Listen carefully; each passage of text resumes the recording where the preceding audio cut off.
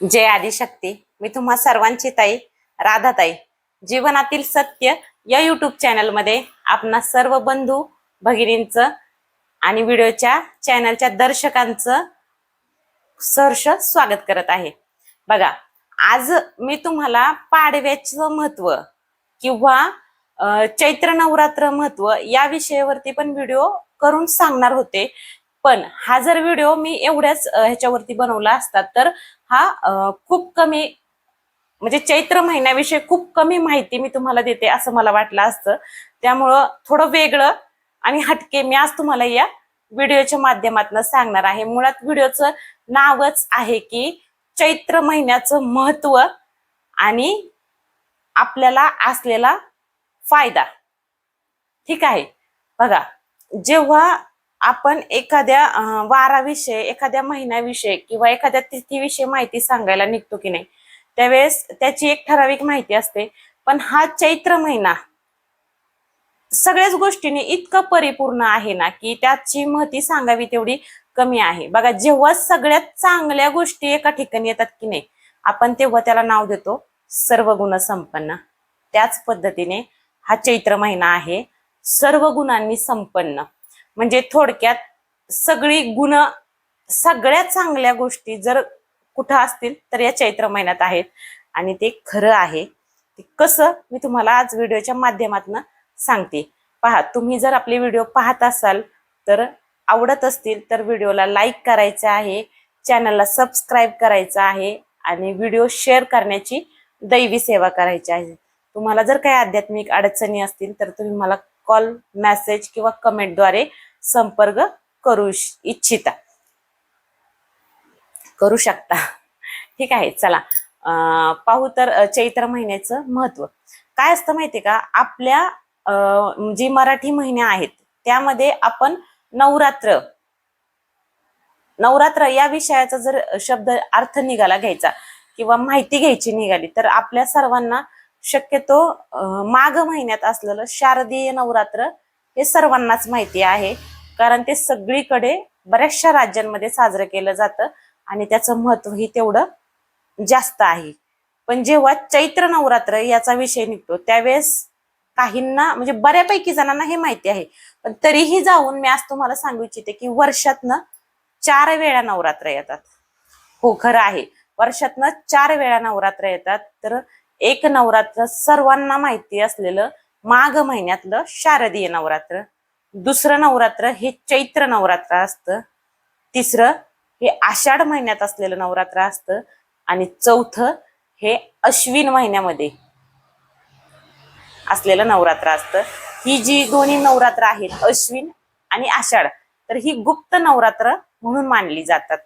आणि जी देवीची उपासक आहे, बघा मला आजवर बऱ्याचदा प्रश्न आलेला आहे की जी देवीची उपासक आहेत, देवीची भक्त आहेत, यांनी भक्तीमध्ये वेगळं काय करायला पाहिजे किंवा वेगळी भक्ती काय असावी किंवा काय अध्यात्मामध्ये काय करायला हवं.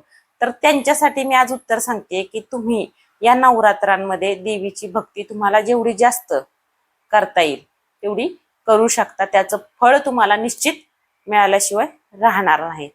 पहा, जे शारदीय नवरात्र आहे त्याचं महत्वही सर्वांना माहिती आहे. ते बऱ्याच ठिकाणी केलं जातं आणि सगळ्यांना त्याची खूप सखोल अशी माहितीही आहे. पण जेव्हा विषय चैत्र नवरात्राचा येतो की नाही त्यावेळेस या नवरात्रात काय करायचं हा प्रश्न बऱ्याचदा येतो. तर बरेचसे युट्यूबला व्हिडिओ आहेत या विषयावरती की चैत्र नवरात्रामध्ये आपण काय करायला हवं, उपवास कसा करायला हवा, घटस्थापना कशी करायला हवी, त्याचा फायदा, गुण, दोष हे सगळं महत्व किंवा माहिती आपल्याला युट्यूबच्या माध्यमातून मिळते. पण जे देवीचे उपासक आहेत, भक्त आहेत, त्यांना मी सांगू इच्छिते या चैत्र नवरात्रात महत्वाचा म्हणजे हे नवरात्र तर आहेच, पण तरीही जी लोक अध्यात्मामध्ये प्रगती करू इच्छितात, बघा जी लोक अध्यात्मामध्ये प्रगती मार्गावर आहेत, ज्यांना अध्यात्मात प्रगती करायची आहे, तर ह्यांना सगळ्यात मोठा फायदा हा चैत्र महिन्यात होतो. कारण अध्यात्मासाठी सगळ्यात पावन आणि पुण्य आणि छान मुहूर्ताचा किंवा छान योग असलेला महिना म्हणजे चैत्र महिना. या महिन्यात केलेली भक्ती ही सरासरी योग्य त्या दिशेला योग्य ते फळ देणारी आणि पुण्यवान ठरू शकते किंवा महत्वपूर्ण ठरू शकते. तर अध्यात्मात ज्यांना प्रगती करायची आहे त्यांना या चैत्र नवरात्राचा किंवा चैत्र महिन्याचा पुरेपूर फायदा घेता येऊ शकतो. दुसरं तर मराठी महिन्यातील सुरुवात किंवा मराठी हिंदू नववर्षाची सुरुवात म्हणून गुढीपाडवा हा सण हिंदू धर्म साजरा केला जातो. हिंदू धर्मीय हा सण साजरा करतात आणि गुढीचं प्रतीक म्हणून उभारलं जातं आणि हिंदू धर्माची सुरुवात नववर्षाची सुरुवात या महिन्यामध्ये केली जाते. हा एक या महिन्याचा प्लस पॉइंट आहे. दुसरा तर आपले जे प्रभू श्री रामचंद्र आहेत, जे विष्णू अवतार आहे प्रभू श्री रामचंद्रांचा, तर विष्णू रूपाचा जो प्रभू श्री रामचंद्रांचा अवतार आहे, तर यांचाही जन्म या महिन्यात झालेला आहे रामनवमीला प्रतिपदेला. ठीक आहे. तर हाही या महिन्यातला पावन असा मुहूर्त आहे आणि तो पण आपण खूप जोशात आणि भक्तिपूर्ण साजरा करतो.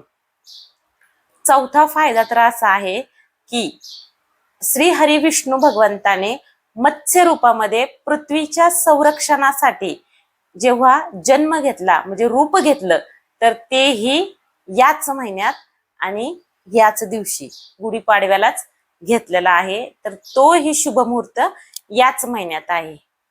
आणि आणखी एक महत्वाचा आणि नाथ संप्रदायाला खूप असा पावन आणि महत्वपूर्ण दिवस म्हणून आपले जे चैतन्य मच्छिंद्रनाथ महाराज आहेत, दादागुरु मच्छिंद्रनाथ महाराज यांची संजीवनी समाधी मायंबा या ठिकाणी याच मुहूर्तावरती झालेली आहे. तर याचाही खूप जास्त महत्व आहे. नाथ संप्रदायामध्ये याचीही खूप जास्त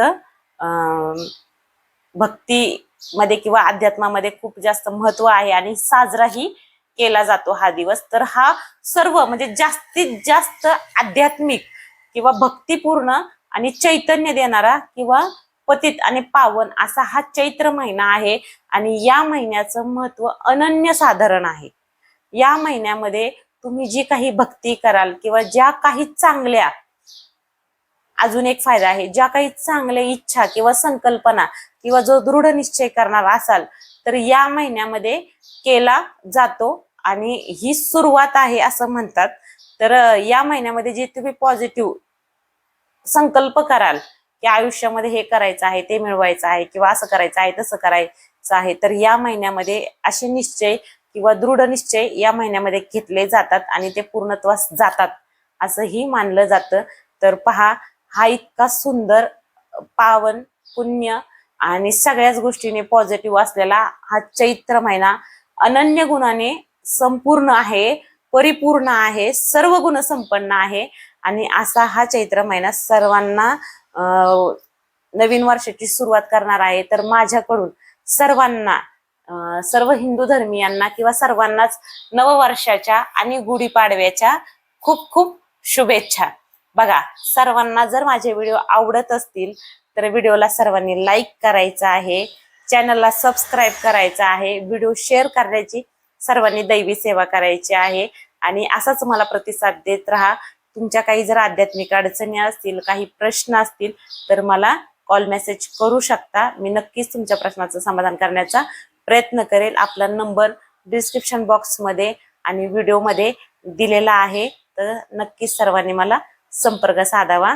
जय आदिशक्ती आदेश.